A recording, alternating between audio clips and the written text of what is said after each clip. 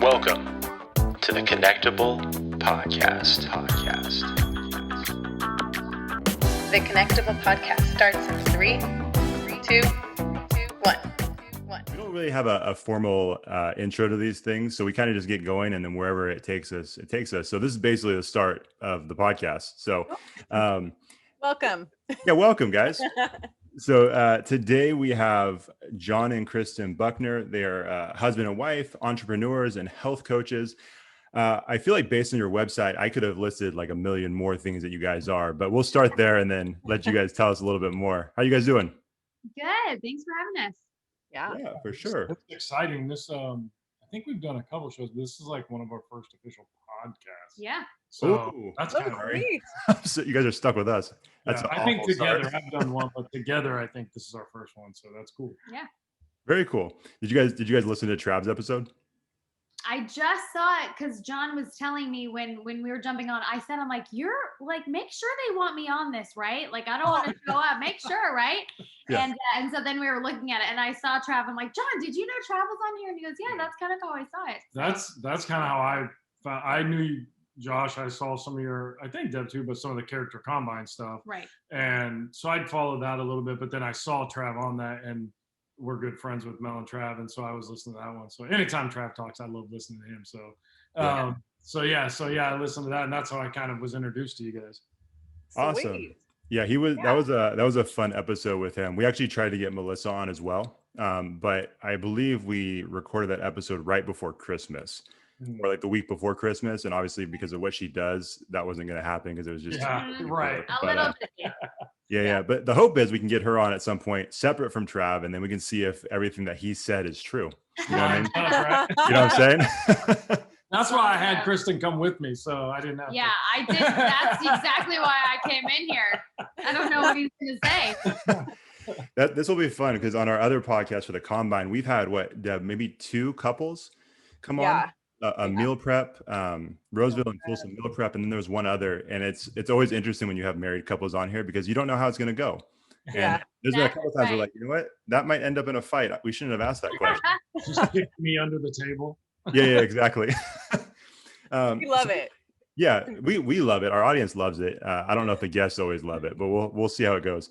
So so we like to start off the podcast by letting everybody know how we're connected. And we were just kind of joking off air. It's kind of a weird connection to you guys because John, you and I played in a fantasy football league for I think 2 or 3 years together, but we never drafted together. We didn't actually meet up at all. So I just saw your name. Whatever. I saw the Dallas Cowboys star there. It's like, okay, there's John Buckner. And then Kristin, I think maybe like a year or 2 ago, I messaged you about Evening of Dreams and whether or not that was still going. Yeah. That's kind of the extent of our connection. Otherwise, it's just a lot of, friends that we have in common. And then we follow each other on social media. So I'm really excited for this episode to actually get to know you guys more and what you're all about. So anyways, that's how we're connected. So yeah. So now we want to hear about you guys. Like, how did you guys get started? I know, well, just take us kind of through your whole journey as entrepreneurs, because from what I can tell and what I've seen, did it start as the health coaching stuff or did it start somewhere else? Yeah. So, I'll start and we can kind of fill in as we go, but our start to kind of being entrepreneurs was not necessarily actually anything that we were pursuing or going after. It kind of fell into our lap. When we got married, it'll be 13 years this year, which feels like a really long time, Awesome. in a good way. And we were in church ministry, on staff at a church. When we first got married, we're there for quite a while in Elk Grove, California, and then decided to plant a church out of there for multiple different reasons. And so we had planted a church locally in Folsom, California, and went in expecting that to be plan A of what we were going to do for the rest of our lives, truthfully, and got a handful of years in, and truly we did love it, but there was a lot of obstacles that came with it. And anybody who's been a part of church startups or ministry positions knows that finances are not always abounding. And so John was working multiple jobs. I was home with the kids, and a handful of years into the church plant, we just kind of found ourselves a bit overwhelmed, a bit stuck with where we were. Not necessarily unhappy. We were never not content, but just kind of like, okay, is this how it's going to be like for the rest of our lives, just right in this same space? We were really tired. John was working multiple jobs, like I mentioned, and the stress of kind of life and everything was just kind of pushing us to our brink. And we had just had our third child in December of 2014. And I had said, okay, I want to get this baby weight off. And John, we jokingly say that he had carried some sympathy weight. You can share about that in a second. And I was very sympathetic. That's but awesome. for us, it was one of those things, like it felt like a lot of stuff was out of our control in that season. And we got to the point where we're like, okay, a lot of the things we can't control, but our health is one that we can. We got to do something about that, because we were just going down a path that was not healthy for us physically. And so we reached out to a friend that we had seen, that we had done ministry with in the past, and she had moved, and we had seen her on social media, and reached out to her and got started in this health journey, and with no intention whatsoever of it being anything but, quite frankly, a diet for us. That's what we were looking at, and we were going to do it together. And so we jumped in together and quickly started seeing results and started feeling better, and were really, really relieved by what was taking place. Yeah. And had a couple family members that wanted to jump in. And so that's how we got started with health coaching, very non-intentionally. And this is almost six years ago, almost exactly 6 years ago. Oh, wow. And I mean, you can share. Why don't you share and a also, little bit it's kind of funny your side 'cause of it? We have different. It's funny because like we've been entrepreneurs for 6 years, but really we didn't think this way and we didn't plan to be. But really, when we started the church, we were entrepreneurs because we started that church like we didn't have a huge financial backing. We met with probably 8 couples in a house when we got going, and we were at that church for nearly 6 years from house to the time we stepped down. But in that time frame, because most of the time entrepreneurs are like, I'm a risk taker, I'm going to go for it, I'm going to grind to what. That wasn't our mindset. We grew up, and like she said, in church ministry, and so we thought that was the next step we were supposed to take. So in our mind of dreaming big, we were in the box of we'll always work in a church, like this will be our role. And that's great. It just, I think for us, it was looking back a very limited mindset of possibilities of what even, we're people of faith, even what God could do with our life. We limited it to this is the way it has to look. But in the process of planning the church, like she said, just working multiple jobs, making ends meet, all those different things. I personally, yes, I physically was getting out of shape and unhealthy, but really for me, it stemmed from internal things that were going on. I was just so emotionally drained, spiritually drained, physically drained from the church plant, from my own inner demons and things that were going on personally that I even told her when we've talked about like I was battling, I don't know if I was full blown there, but definitely borderline depression, and she didn't even know it. And some of that, the reason she didn't know was because some of my past with my dad and different things that I kind of held it in, but holding it in took its toll. And just kind of, like she said, we had a good marriage, but there definitely was a gap. And it was like, it wasn't great. In fact, we tell people a lot of times we were really good. We felt like really good roommates because we were very connected on everything. We were united how we wanted to parent, goals, different things. But it was like there was just a gap. And a lot of it stemmed from this season where I was struggling. And so when we made the choice to get healthy, like she said, we were doing a diet, but because of the way our program works, like it changes your habits, honestly, starting with your mental habits, like how you think about not just food, but how you think about health, how you think about a healthy lifestyle. And so I began to change my entire daily routines. So I used to be the guy who'd get up in the morning and kind of just grab my coffee and watch ESPN until the kids got up. And then, I basically was waking up tired because I was emotionally and mentally exhausted. And so when I began to even change my daily routines, I got up earlier and was spending private time meditating, thinking about what my day is going to look like. I don't know your entire audience, but we're, like I said, people of faith. So for me, it was devotions. It might be for other people centering themselves, whatever it is. But Sure. I took that time to get that right, and it actually set the pace for my entire day. So my daily routines began to look different. And when we got healthy physically, because we looked at it like there's a lot of things we can't control. I mean, we were broke. I couldn't build the church anymore because people weren't coming, and there was a lot of frustrations. But we said, what can we control? And our health was something we could control. And so when we started controlling that and winning in that area, like we were like, wow, I like that feeling. What if we were to apply this kind of mentality to our marriage, to our finances? And so that's how then the real entrepreneur side came, where we're like, man, what can we do with this? Right. And we really did. I mean, in about 3 months, John and I lost over 50 pounds together. And so there was a transformation physically, for sure. More of it was obvious for John. But then like John said. Thanks for just putting that in there. It's true. I wasn't sure, like, should I laugh right now? I want to, but I thought it was funny, but I'm like, nope, I gotta offend our guest. That's awesome. So whatever. John says that he was the eye candy. I was the eye candy. The whole thing. So there we go. What are you gonna do? Awesome. What are you gonna do? But, so for us, I mean, there was that physical transformation, but the mental transformation that took place by the structure that we created in our habits, like John said, really was such a catalyst for this new growth in all these different areas. And so like John said, we started becoming successful with this, and we were feeling good, and energy was up, and it felt like for the first time in a long time, which is actually really sad. I hate to say that, like we were in ministry and weren't dreaming about anything else, but we really had allowed ourselves to be put in a box, and that was not anybody's doing but our own. And I think our own mindset of where we were, but kind of like the lid of the box was taken off a little bit, and we began to dream about like, what actually is possible? What could we do here?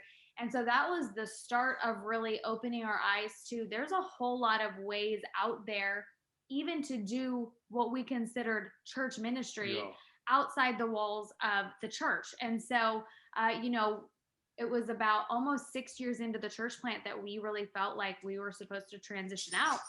And that was a difficult season for us because it was a little bit of a crisis of identity, to be honest. It's all we had known. Well, for me, I didn't know who was I if I wasn't Pastor John, like that title in front of my name. And that was a big deal of like walking away from that, because it felt like on one hand, are we walking away from our call? Are we disobeying God? But also like, who am I? That's kind of the identity I'd created. Well, and John had gone to Bible school or Bible college. And so everything was focused around our roles in ministry. And even when we first got married, that's what we did together. And so when we were kind of stepping outside of that, we were like, what do we actually do here? However, what was really neat is because we had been consistent in the health coaching, we had the option, if you will, financially to kind of open those doors and say, okay, what do we want to do? What can we do here? And so that even allowed our minds to keep going towards like, okay, we have all the same giftings and abilities and passions that we did when we were within the walls working on staff at a church. How do we use those same giftings and passions outside of that? Like, yes, we're still attending church, but if we're not on staff, what does that look like? And so for us, that really got us talking about like, we're really passionate about marriages and families. So it's been neat because especially the last year or two, we've been able to take this vehicle of health coaching, and we do love helping people get healthy and walk through those same transformations we have, because it was so much more than just weight for us. But now we kind of also have this pairing it with talking about healthy marriages, healthy family. And so for us, that's been a really neat marriage of those two things, because it's something we're passionate about. But I don't think that we would ever have gotten to where we are in talking about those things if it wasn't for that journey that we had gone on to this point. For sure. Wow. What was the most challenging part in like starting your health journey? Because it's not easy, and just like to make that decision did you make it together? Did one of you kind of like, suggest something? I'm sorry, I missed, or I don't remember the first part. I know you guys reached out to a friend for, the diet. So like, was it both of you? And how did you guys navigate that? I'm sure there were ups and downs within that. Oh yeah. I think the most challenging, I would say, was being consistent, because we were like just the classic yo-yo dieters. Like and most of the we time would watch, this is the truth. We would watch The Biggest Loser. Did you guys ever watch that show? Yes. I didn't watch it, yes. but I'm familiar with what it is. Yeah. Okay, Yeah. we would watch them and be cheering these people on with like a big ice bowl cream of in ice bed. cream in bed. Like, this is We were irony at its we finest. were like prepping to be the next candidates. No, I'm just kidding. Yeah. But, It wasn't right. Oh, that's but we awesome. would be the type, which I think a lot of people, when they think about losing weight or getting healthy, they think go on a diet, get to your goal, and then move on with your life. Yeah. That was us. Like, just do what you got to do in this season. And for me, I was, I played sports all growing up. I was very active. She's not very big. So weight was never like a major thing. But then when it became one, you're like, oh, shoot. And so, but that mentality of, oh, I could drop this real quick. So I think for me, it was personally, you can speak for yourself, but was staying consistent, because I was the type, normally she might recommend something, hey, I want to do this, or we're going to do this. And because we all, as a family, we're eating the same food, it's just easier. But I was the one, like, we would be on something for 3 days, and if she mentioned frozen yogurt, I was like, yep, throw the diet, let's go get it. Because like sweets will kill me, like ice cream, frozen yogurt, I still love it. But like, I would just bag the diet because that sounded better in the moment. So I think for me going into it was like knowing you've got to be consistent with this, and then you can share this too. But I think she actually started the coaching side of it first.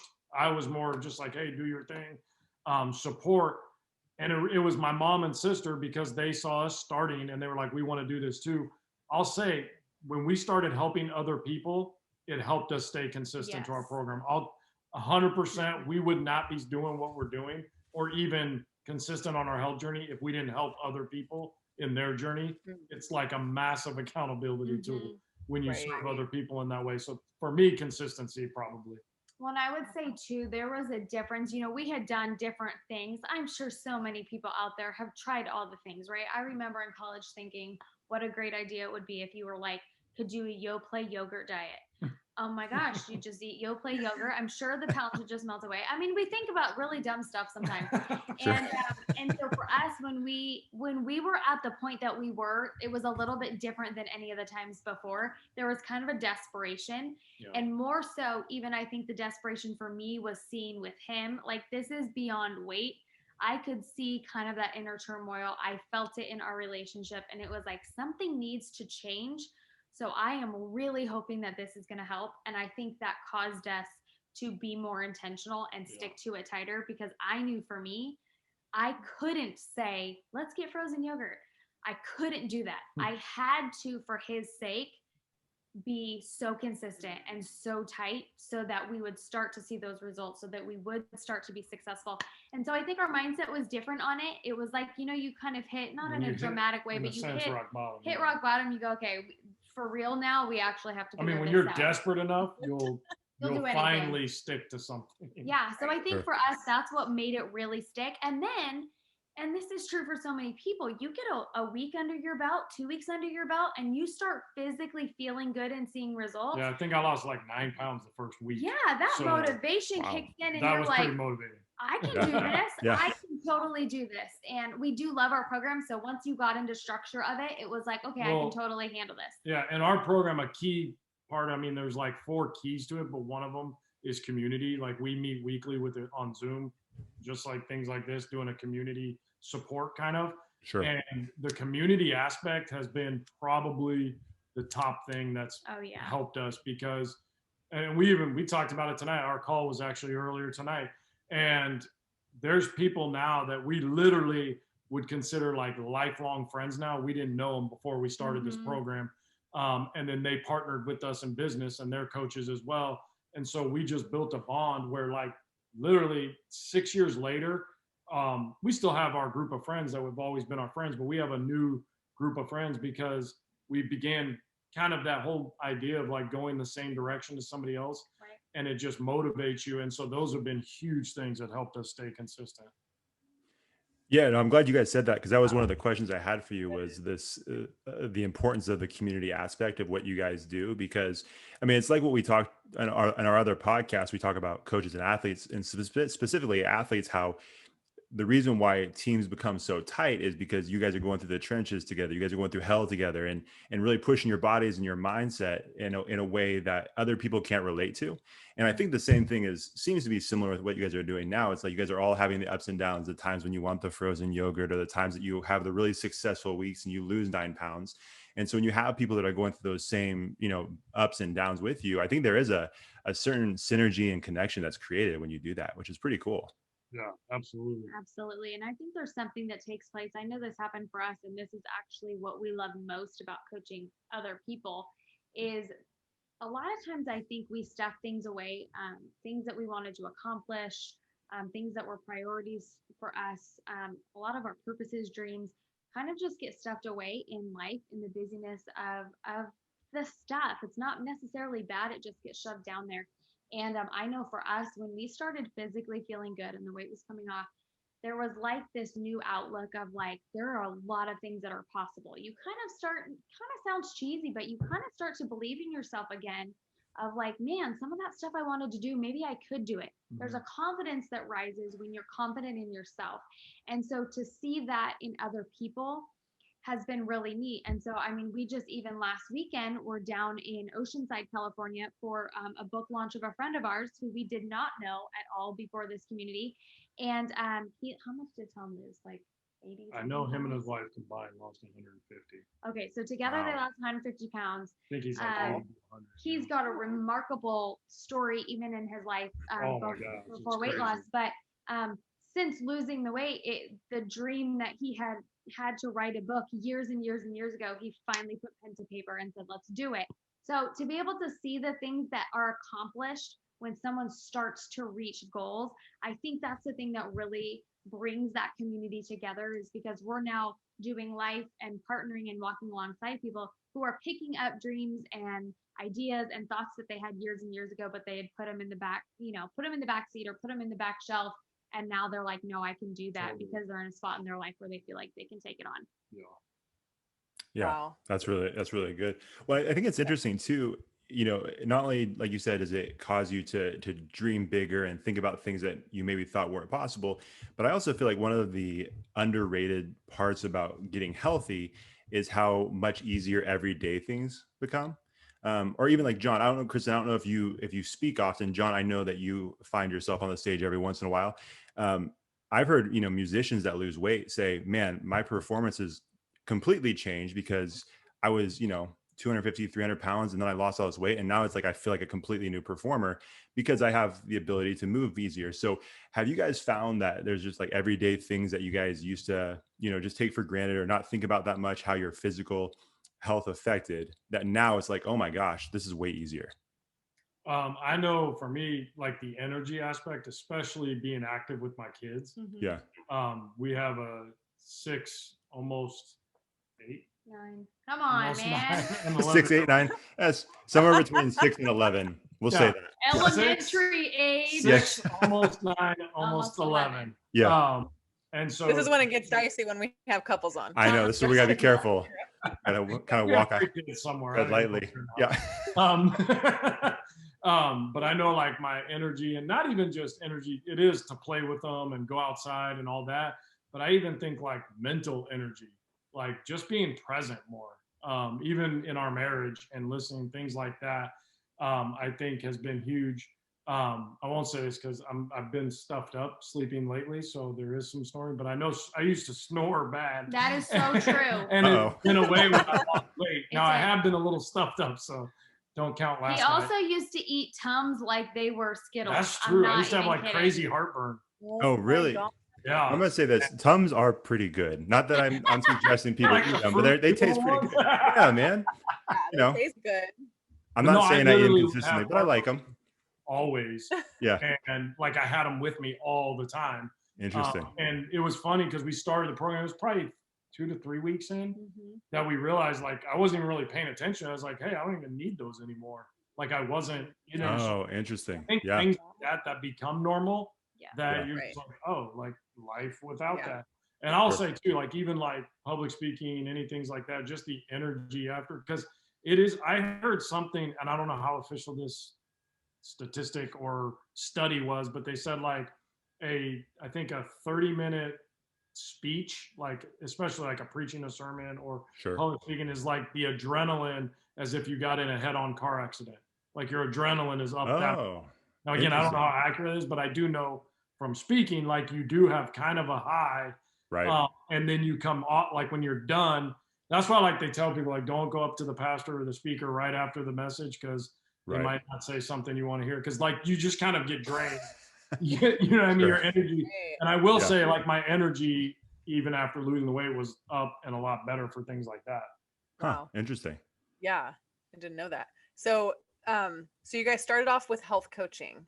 Are you guys still doing that, or did you guys transition into marriage coaching? Just tell us about, and tell our audience about what you guys do currently, and just what your website's about, and the whole 90 days to reignite your marriage and all that stuff. Yeah, so we are still coaching. It's been almost 6 years now, and we love it. Now, not only do we assist clients, but now we're partnering and helping coach a bunch of other coaches who are coaching clients. So that's been a fun avenue, because it's another avenue of leadership, and we still get to speak a lot, which is fun, and we do enjoy that. So that's been great. And then, just this last year, COVID had kind of messed up the timeline of it a little bit, but just last year, we launched our 90 Days to Ignite marriage program. And so we have that in our website, and really our heart behind that. And this coming year, there's going to be some different things and expanding on that. That was the first thing we ever did with a focus on marriage and family, outside of, speaking maybe at church stuff or, something really intentionally focused. That was the first thing we've put out. And so I think for us, our heart behind it is just recognizing, I think a lot of people have a good marriage. It's not that it's bad, but a good marriage, a good life. But we've realized through a lot of what we've walked through, with intentionality, it can be really, really great. Mm-hmm. It doesn't have to just be fine. It can be really good. And we've always said that, like, we want to have our kids get out of the house and still like each other and still want to spend time together. And so we kind of borrowed this phrase from a parenting book years ago when our first child was born. But the phrase was, begin as you mean to go. And basically it was this idea of, look at your life of where you want to be in 1 year, 5 years, 10 years, 15 years, and start now to get to where you are. The whole idea is like, you can't just wish and hope that in 15 years we have a great marriage or a great family unit. It takes effort. It takes work. Yeah. How can we start today, right now, creating the life that we want to have 15 years from now, the marriage we want to have 15 years from now, the relationship with our kids we want to have.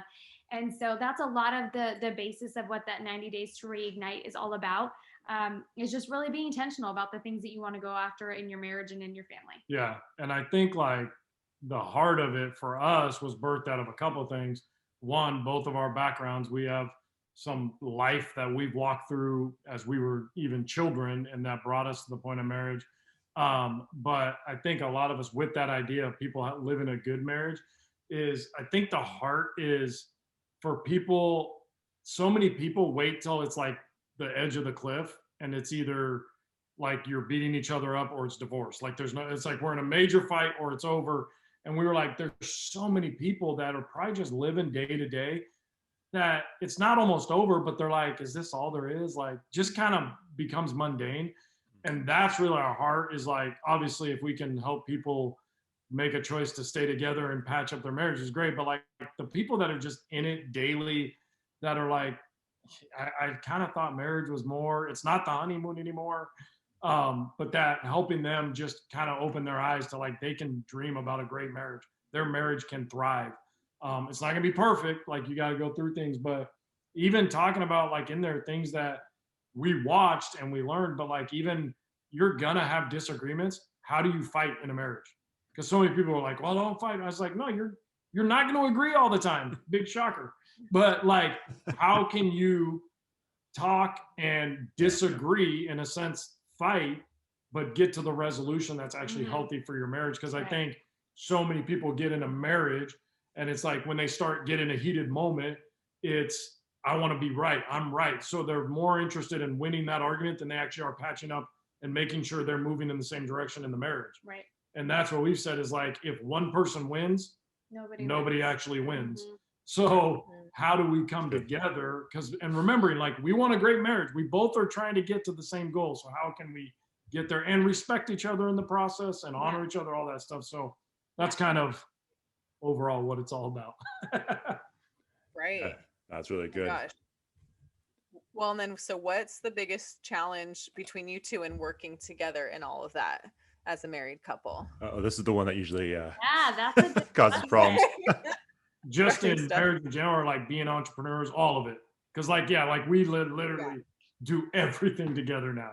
Right. No, I'm just kidding. Yeah. Well, no, seriously though, because that's what that's something that we talked to Trav about, is because you know he mentioned that a little bit, saying, yeah, you know, at one point we were doing our own thing, and then we started, you know, doing this business together, and now there really is no separation between work and home, and so basically the same for you guys. So that is an interesting question, and like I said, this is always kind of a sketchy question we ask married couples, but so like Deb said, what is the biggest challenge as far as, like I guess like you said, being around each other all the time now, biggest upside and biggest, you know, challenges? Yeah. So, I mean, I think that's a great question. And we've definitely navigated and it's gotten better because I'm actually having to think back to what is the hardest. So that's probably a good thing that it's not screaming in my face and I'm ready to answer. The hardest part is I can't keep coffee during the day. Yeah, that's what it is. We work together. No, I'm just kidding. That's Sorry, exactly is that explicit for the podcast? That's exactly Oh, it. no, are you kidding me? Look at check out episode 6 with my brother. That's That's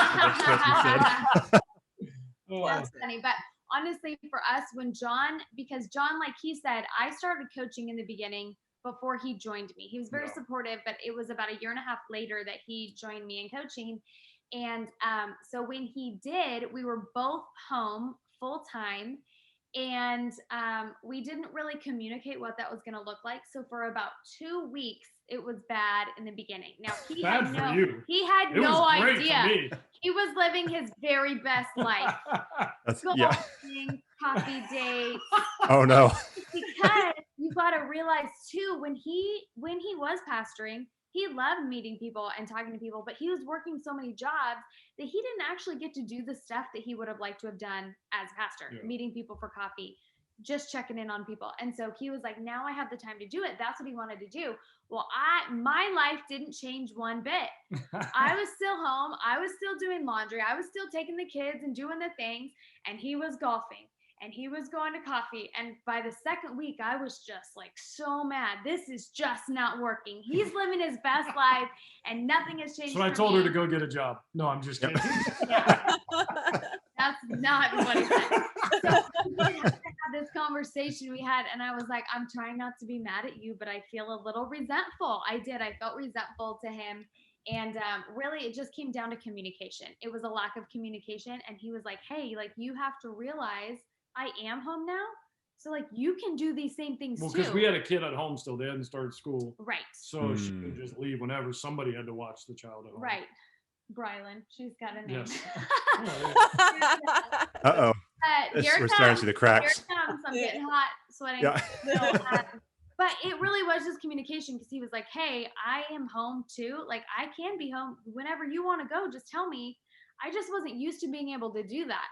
So we just hadn't communicated. And so there was an unmet expectation on my end. Once we communicated, it was way better. So actually, it's been, for the most part, I would say 95% of the time, it's really great. There are occasions, I think, that we feel like we need our space a little bit, but I think we're both pretty good about getting our time in. I was at a girls' night last night.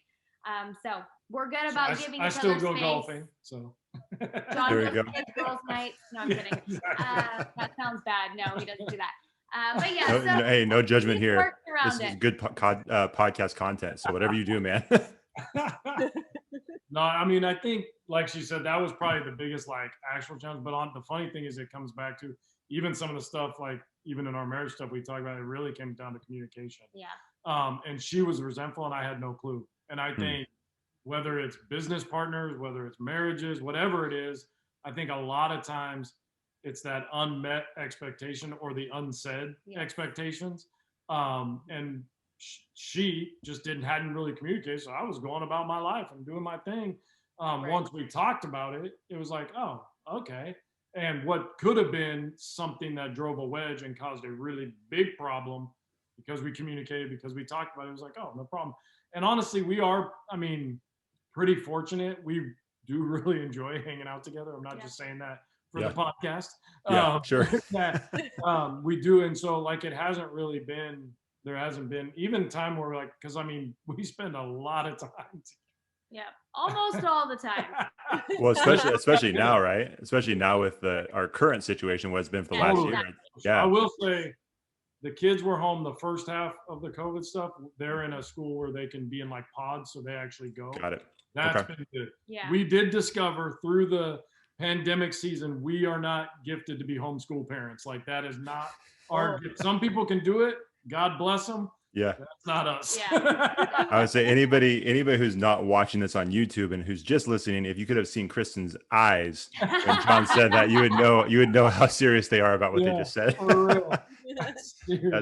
That's funny. My daughter is too young for school, so we're not dealing with that yet. But you know, one day we'll have that same expression on our face too. So Exactly right. Some people do it great. It's just yeah, for sure. Hey, I want to kind of take it in a different direction, going back to the health and diet stuff.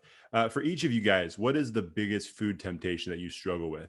Like when it's in the refrigerator, it's looking at you like, you know, it's going to happen, right? Or you're like at the store and you pass the aisle. Like you don't go down that aisle. You're like, nope, I'm not doing it. Yeah. What would that be? Wow. This is probably harder for me because you're not a huge sweet person. That's funny because I mean, you like them, but like you go, I anything that has to do with ice cream or frozen yogurt, like I will, like it's tough to say no to. I get that, man. I have a sweet tooth too, so I struggle with it. Yeah, that's I frozen yogurt especially because like I justify it because like it's like low fat. It's low fat. It's not as bad. Right? On fat. Except for the amount I eat, just make it as bad. So yeah.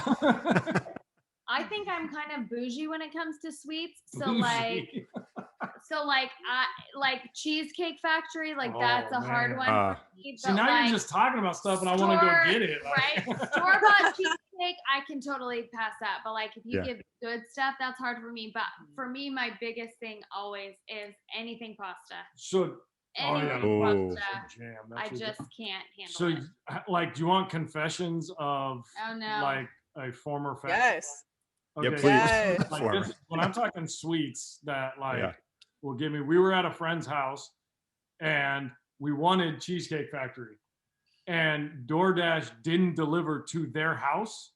Nope. So I had it sent to my mom's house, so I knew they would deliver it about 10 minutes away. And we drove to my mom's to pick up the DoorDash cheesecake to take it back to our friend's house. I was determined to get my cheesecake.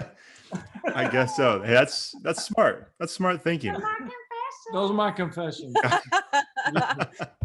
Hey, Oreo cheesecake from Cheesecake Factory is pretty good. I haven't had it, but I have no doubt. Yeah, no, I love sweets. I actually had pasta tonight, so that's my confession. It was delicious. So she's a pasta girl, yeah, for sure. So bad. Well, sorry, I don't know if you're going to ask this at some point, Deb, but so Deb's a teacher. She's a high school teacher. Okay. So typically when we have guests on that have kids, she loves asking some questions about the distance learning. So I don't know if you have anything on your mind, Deb, but usually that comes. Well, I'm sorry about this. I teach high school kids and I just, and every kid has a different home situation and home life. I just feel for, the parents in terms of like, if you have multiple kids, you have one kid in this room, one kid in this room, one kid in this room, and you have to have all these different computers. And what if they need help with something? What if their Zoom crashes and, your teacher's got to call, talk to you. And so like how, like, I can imagine you guys feel like you're being pulled in so many different directions. That's good that you're able right now. You said your kids are able to go to like a hybrid model. Yeah. Right. Like a half. Okay. Yeah. And my school district is not there yet. We're still just doing full distance learning. So like, what was the biggest, when you were full distance learning with your kids, what was the biggest challenge like about that for you guys as parents? Oh man. And remind me of the ages again of your kids. Yeah, so You better tell them because I don't remember. yeah, exactly. John doesn't know. Brylan just turned 6. She's our youngest daughter. Our middle daughter, Bree, will be 9 in March. And then our oldest is Braden. He's our son, and he'll be 11 in March. Okay. So, So that's when a good distance learning question. started, it was one wasn't in school yet, preschool. Correct. Um, Who wanted to be in school? who wanted second grade and fourth grade is Mhm. what they were in when distance learning first started. So I think the tough part was, I mean, there's a lot of challenges with it, but most of our work is done on Zoom too, Zoom or calls. Yeah. So figuring out how they're going to be on something or Right. get help with homework while we still had Zooms and things to do too was just kind of difficult. Right. Right. And I would say too, based on their ages, and I think maybe this looks a little bit different at the high school level, but based on their ages, like the independent work is just not really existent. And so they would both be on their classes or their Zooms or whatever they were doing. It was full time teaching with them, even though their teachers were doing the absolute best that they could possibly be doing. We were blessed with the effort they were putting in. I mean, you find yourself when they're in second and fourth grade, they need help for everything. They Yeah. needed help explaining the packets of work that was sent home, or Oh, yeah. unmuting on Zoom or muting on Zoom, and then they had to talk in the chat. And so it was just, we felt like pinball machines, like moving back and Right. forth amongst the house. And at that time, we've moved since then. We moved this summer. Our house was really small. We loved that house, but it was small. And so when we were all home, we were really on top of each other. Yeah. So there was just, I think that was it too. There was just nowhere to go. You've There's got one kid at nowhere the to kitchen go. table, one kid in our bedroom, Wow. taking up our desk space. And so John and I are like in the bathroom on the phone, just trying to make it work. And you know what? It worked out fine. But that was probably the hardest, is the fact that they were still young and needed so much help and attention that you couldn't just leave them and let them do their thing. They needed your constant attention. Yeah. Right. Yeah. Yeah. No, well, 'cause I'm just thinking, I have high school kids and most of them do what they're supposed to do. You might be surprised how a lot of them don't. And I have to call home and say, hey, I haven't seen your kid in 3 days. And they're like, what? And they're like, I thought they were on Zoom and they're doing this whole time. I'm like, no, or like, and so it just, they just don't log on and they tell their parents that they are logging on. Yeah, That doesn't a lot, but I can imagine just for the littles, in terms of, like the technology part of it and just like, how do you, it just, I always think of the parents of just the little kids, because the high school kids, they need to figure it out. They can figure it out. They'll be fine. But the littles, like, I feel like they need so much help, like you said, Kristin, with just like so many questions, like, so yeah. So has it have you seen a difference with them going back and being able to be in pods back at school? Yeah, them being able to be back has just been a really big blessing. They're also very social, all of them. And so that was Right. hard for them to, and it was so sudden. I mean, you guys all know, we all experienced the same thing. It was such a quick turn of you're with your friends, you're at school, and then just instantly there wasn't. And that was hard for them because they are social. They love that interaction. Sports was immediately cut. Our daughter had been in the school like musical. Unfortunately, they were able to do their thing right before everything shut, but they had been used to all this extracurricular stuff and being at school, and all this engagement was just instantly done. That they felt it. I mean, it took a little bit. I think all the kids kind of thought it was fun for a little break for a minute.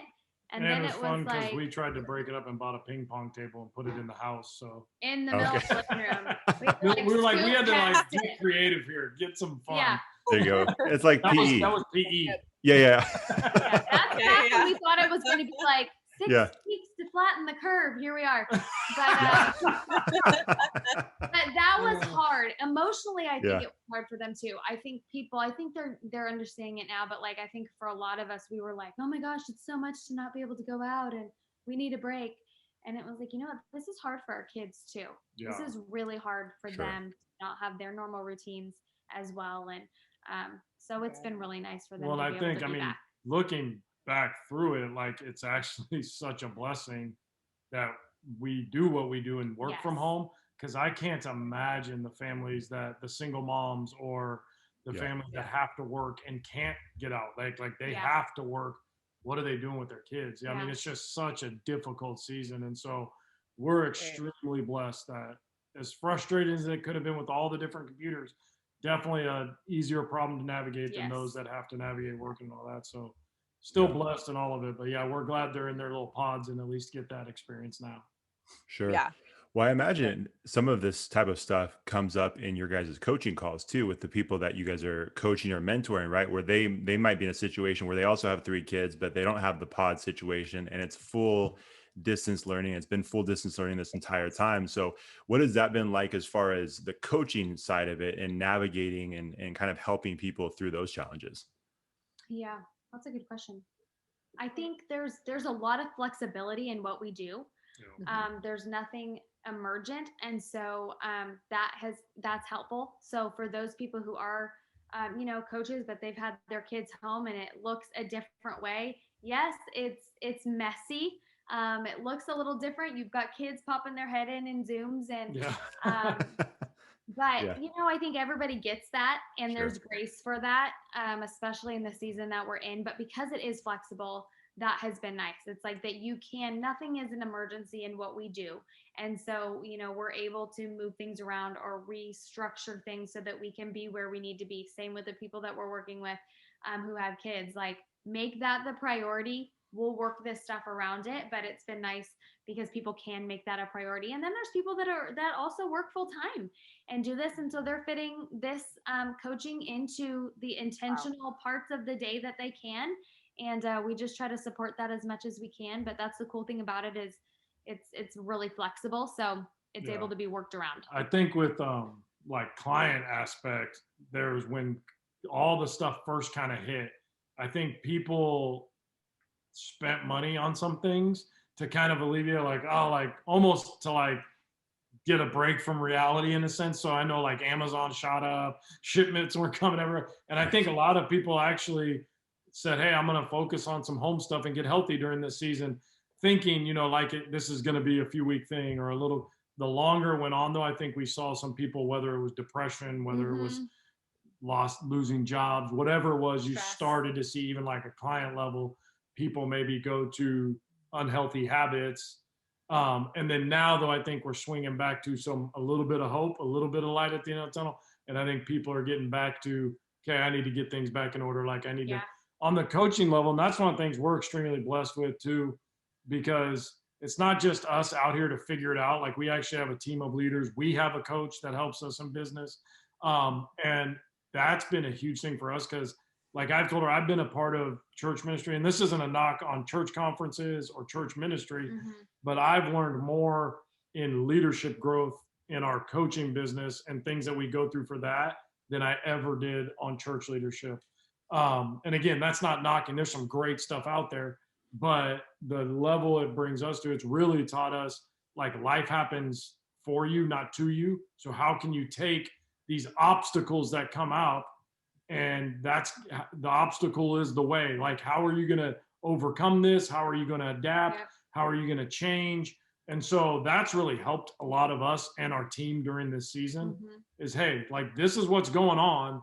What are we going to do to keep moving forward? Or are you going to stay paralyzed? And so through coaching's really helped us grow in that area. And it's helped a lot of our team members too. Yeah. That's awesome. That's great. I got a question that just kind of popped in my head. When are you guys going to start your own HGTV show? Because you guys, like I said at the top, we follow you guys on Instagram and all that stuff. And it seems like, I'm going to say this, it makes me feel guilty. It's like, I was telling my wife, I'm like, I should be doing something around the house, right? Like, I don't even know where to start. I walk around with a hammer sometimes, just, pretending like I'm doing something. Yeah, exactly. So, yeah, but you guys do a lot. Like, who's the mastermind behind all of that? Oh, well, so it is funny because I mentioned that we just moved this summer, and we moved to a house that's quite a bit bigger than our other one was. And we had done a lot of home stuff there. But we've done a lot more in this one. And we were laughing, saying that when we first got married, it took like 17 tries and looked like a gun had like peppered the wall if we were trying to hang a picture. And now John like puts it up there and he's like, 0, 0, 0, 0 with the drill gun. And it's like perfect leveled and we're all happy. Like when we were first married and doing it, we were like mad at each other and everybody's sweating and grouchy. And so we've definitely come a long way, but I would say I'm kind of the visionary behind it. Okay. And then John brings it to life. So it's a good partnership because I definitely know what I like and what I want when it comes to home decor and design. And usually I can find something on Pinterest or Instagram that is at least a version of what I want to create. And then I can show it to him and he's like, okay, I get it. And spend some time figuring out what that's going to look like. But I mean, John has really stepped up his game even this summer with what we've done. He now owns a few different saws. Very nice. We didn't have nail guns. Before. Like we have real stuff now. When we first started, when we were very first married, this is a funny story, but somebody came over to help us with something and asked to use a hammer. I know, sorry. I asked to use a hammer and he was like, no, John's hammer. He thought it was our son's hammer. And it was like one of those little like toy looking hammer. It was like metal, but like that was all we had. It's terrible. And so part of that, like me growing up, we've come like, a long way. Handyman stuff, working on like that was like my dad had the mentality like he was gonna screw it up, so I'd rather pay someone who knows what they're doing. Right. So that was kind of like I never really did. And then my dad died when I was 13. So I didn't have like this handyman show me all this stuff. And so that wasn't, now she grew up, her grandfather, like speaking of like handyman, like he stays, like he's in a group of like, they're called mountain men and they like stay in teepees and like bring their own food. They have to cook. Like it's crazy, right? Like way more manly than I ever was. And so she comes with her grandfather did everything by hand, fix everything. Yeah. So I didn't do none of that. But it's funny because even in this setting out to, coaching and all that stuff, like it actually sparked for us like a unity in where we want to go with our life and things we want to do. And so the last 6 years, because we stepped out, I think, in this process of entrepreneur and all these different things, like we've gotten more connected on like, I want to go here. And even that DIY stuff is kind of part of that because we really, really enjoy doing it. And it's become something we love to do even together of like creating it and how are we going to do this. But honestly, like I just watch YouTube or Pinterest and figure out and kind of trial and error. And we just, every project we get a little bit better. And then it kind of makes you want to try something more difficult and a little bit bigger. So I'm working on a man cave right now. That's the big one. Oh, very nice. That's pretty cool. How far are you along in that? Probably like 10%. Okay. More than that. The house that we bought, it's a 3-car garage and it was originally the model home. And so the 3rd car garage was the model home, but it was back in the 90s. And so it had this like mauve carpet, it's terrible. But it has air conditioning and electricity and a fan because they used it for the office. And so we're basically converting all of that. So it's got the bones. I mean, it pretty much, I got to paint and then I can kind of build some stuff. So it's actually not that. It'll be done soon. Nice. It'll be on the gram. There you go. We'll see it there. Post it on your story. All of the progress. You got to show it. Exactly. Yeah, that's awesome. So there haven't been any like horror stories. Like you have all your fingers and stuff. I do. I mean, I still have them. There's been some close calls. Just literally 2 weeks ago, I nearly took off the tip of my index finger with the hedger in the backyard. So. Oh no, that was meant to be like a joke question. I wasn't serious, but I didn't realize there was a story. Shot a nail like with a nail gun through my finger, but it wasn't like nothing major. Nothing major. Yeah. We had a few little mishaps. Okay, that's what's gonna happen though, right? Yeah, exactly. You know what I mean? Especially if we you got do all our limbs and everything still. Okay, good. That's good. Awesome. So you going back to the beginning of what you guys were saying, how just leaving the pastor world and going into the entrepreneur world, or the pastor world is kind of the entrepreneur world and starting your own church. There's a lot of people out there who want to do something on the lines of along the lines of entrepreneur, something, whatever it may be. and maybe they're afraid to leave their 9 to 5, or maybe just a sense of security, or I don't know, maybe they're scared. What kind of advice would you give anyone who wants to start a journey of being an entrepreneur? I mean, and I think it's probably helped that you guys have each other.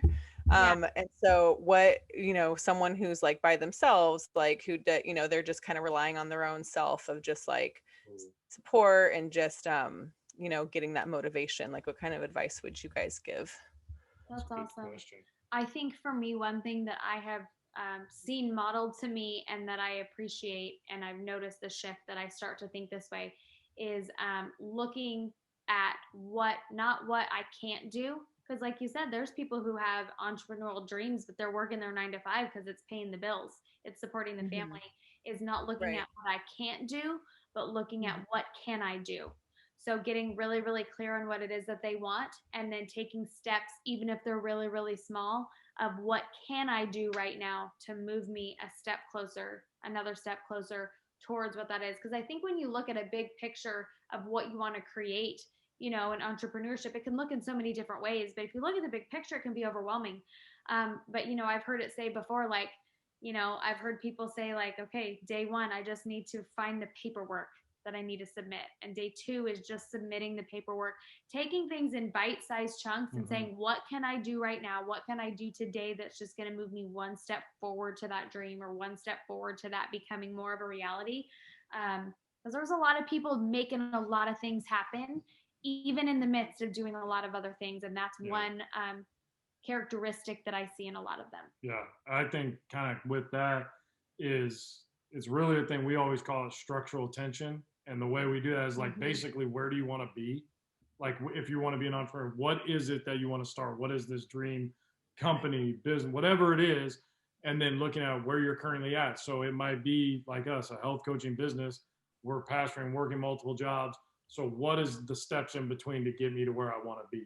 And like you said, it might be, I just come up with the name of what I want this to be. Like, measurable action steps that move you forward towards that goal. Right. Even if it's a 10-year thing, it's still moving you towards that goal. And then on a like real practical thing, because we have a lot of people we talk to that hear what we did, that I came home and I do this with her, and they're like, well, what did it take for you to bring your husband home? Or when is the right time? Like, I don't know if there's one answer for that for somebody. I would say, like, if you jump ship too early, like, you could sabotage the dream of that entrepreneur thing. Meaning, if you have a really good 9 to 5 or whatever, that job that's paying you, it's such a weird place, because it could be the anchor that's keeping you tied down, and you need to jump ship to push you. You need kind of that fear of failure to push you into your dream. But there's also a thing of like too soon, where it's like, that probably wasn't the smartest decision, because you can't handle it yet. So I would suggest with anything, find somebody who's been where you want to go. And it might not even be the same business, but somebody who started something, an entrepreneur, somebody who's been there, done that. Or maybe it's even like when you're thinking like marriage, I always tell people this, like, I think professional counseling is great, but find a couple that's been married 50 years and they still like each other, and say, hey, how did you guys do that? Find an entrepreneur, somebody who started a business, and be like, hey, you're successful. You're making an income from this. How did you do this? How did you get started? When did you know it was time to jump? And find somebody that is a coach, a mentor, somebody that's a step ahead of you, that can kind of maybe help you prevent some of the pitfalls they had. Because, I mean, we're all going to make mistakes, right? But if I can learn from somebody else, I'd rather do that than make the mistake myself. So I would find a coach, a mentor, somebody who's been there, done that. Yep. Yeah, no, I love hearing that, because I think on a previous episode, we were kind of talking about some of this stuff with one of our guests who was he's a filmmaker, and he does a lot of, ads for different companies and stuff like that. And sometimes, I don't know if you guys have seen this, but sometimes like on Instagram or YouTube, you see these really high level entrepreneurs, and they give this crappy advice. It's like, well, you just got to do it. Yeah. It's like, well, how do we get started? It's like, well, I can't tell you that. You just got to do it. It's like, well, dude, that's not helpful at all. Right. So, you know what I mean? Like, and it's like kind of like a trendy, like thing to say is like, you just got to keep hustling, keep grinding. But the bottom line is, like you guys said, we're all connected. We need help sometimes. And so if you have someone that has this dream that's similar to what they see you guys, what you're doing, they're like, okay, I would love to do that. How do I get started? You guys could say, it's like, well, you just got to go out and do it. Great. But instead you guys are like, no, like we can kind of help you through it, or we can point you to people that are doing it and then ask them for advice to help you get started. Ultimately, you guys can't do the work for them, but you can help give them some guidance on how to get there. So I think that's huge. I love what you guys said about, just kind of coming alongside people and helping them, or, having them find people that could help them. So I think it's super important. So, I mean, it's the same thing, even like with our clients on our program. It's like, we give them all the tools they need, but they actually got to eat the food and stick to the habits and drink the water. Like, I can't lose the weight for you, but I can point you in the right direction. It's funny because I saw a post today. Just today, I was looking through some, and I don't know exactly what it said, but it basically said the whole idea of like, just work harder, not smarter, kind of that idea of like hard work. And they're like, well, if you're working really hard at the wrong thing, like that's not really good either. So it's like, I think even for us, like we found something in all the things. I know you said like you guys do all these things. Like really what it is like we have a passion. Like we're going to go out. We love doing the DIY stuff. So we're going to go after that. We love the marriage and we want to help people now. So we're going to go after that.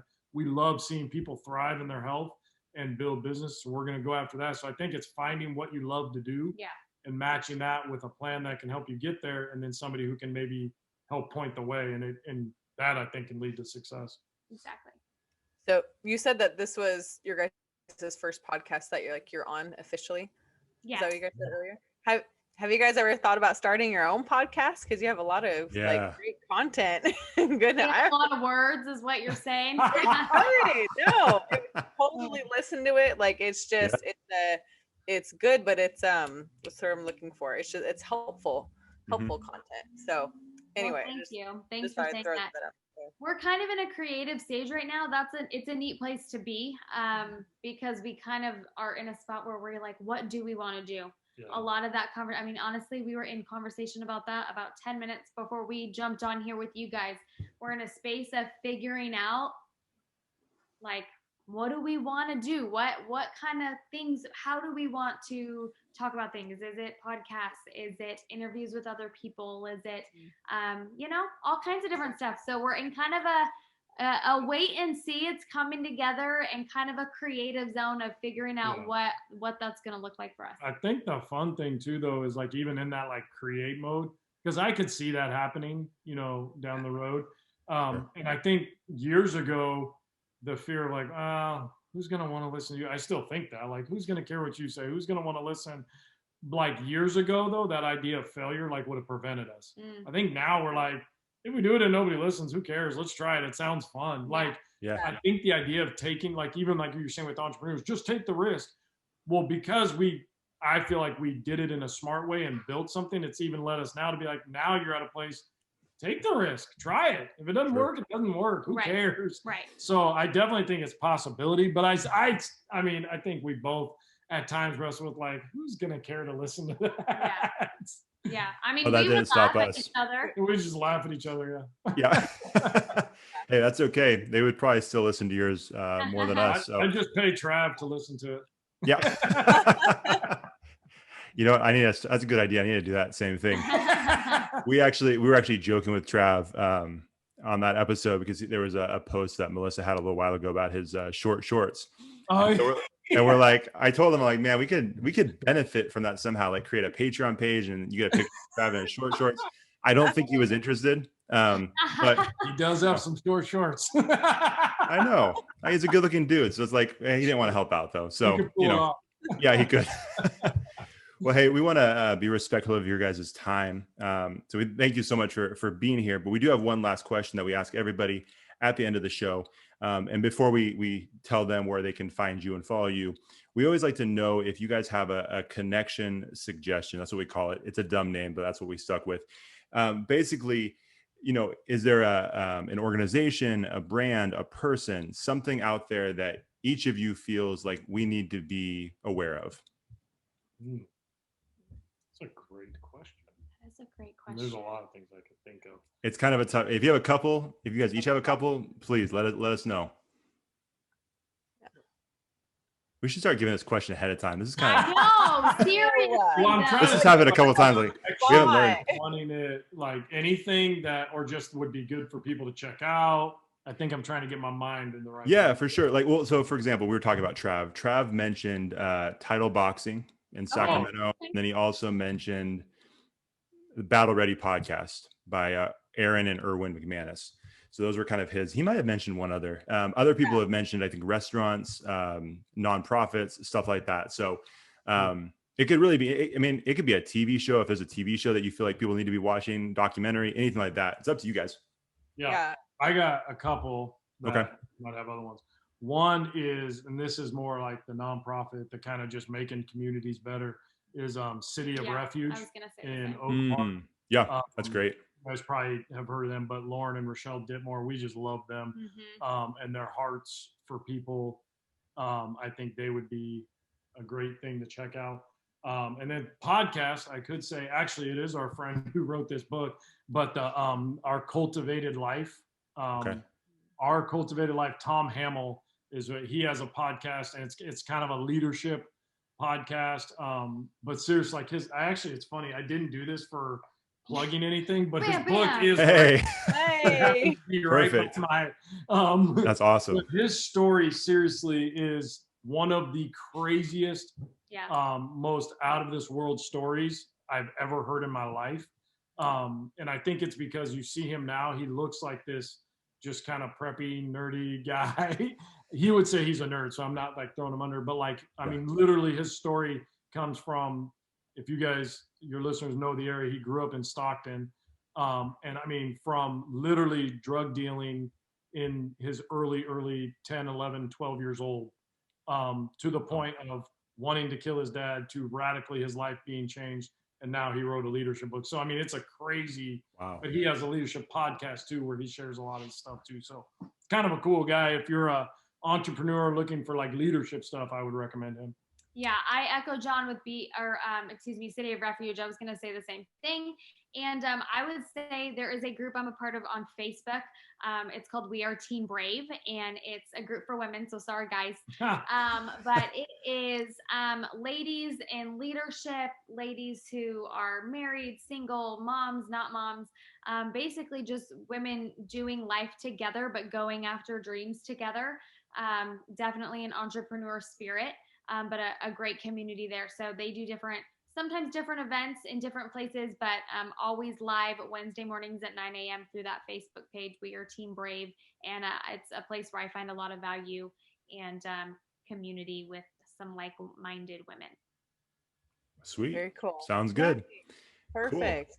Cool. We should give them those questions ahead of time. I know we've had this conversation before, and we still haven't done it. We're what, 8 episodes deep, and it will happen. I even asked you if I needed to know anything. That's true, man. You didn't need to say that, but you're right. You did. Dang it. That was the one thing I should have given him, right? Okay, I'm gonna make a note for next time. We will not do that to another guest. Maybe we'll see. So, well, thank you guys so much for taking your time and talking with us. This was awesome. And I think people are going to really benefit from this. But besides listening to you here, where else can they follow you? Website, social media, all that stuff.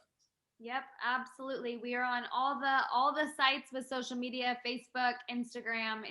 We're not on TikTok. We're not on TikTok. I was going to ask. Out Reels. We're trying to figure out Reels. Those are kind of fun. We feel kind of old when we're doing it, but okay. But yeah, John Buckner on Instagram, Kristin Buckner on Instagram, nothing creative over there. And then you can check us out on our website, johnandkristinbuckner.com. That's where we have our marriage program, some different blog stuff, some DIY tutorials over there as well. So it's a fun place to check out. Awesome. And you guys can follow us at Connectable Podcast on Instagram, Connectable Pod on Twitter, at Connectable Podcast on Facebook, and then Connectable Podcast on YouTube. And then obviously check us out on Apple Podcasts, Spotify, and anywhere you can get a podcast. You guys, once again, thank you so much for joining us. It's a lot of fun, and we appreciate it. Yeah, thank you so much for having us. It was a privilege. All right, you guys, take care. Talk to you soon.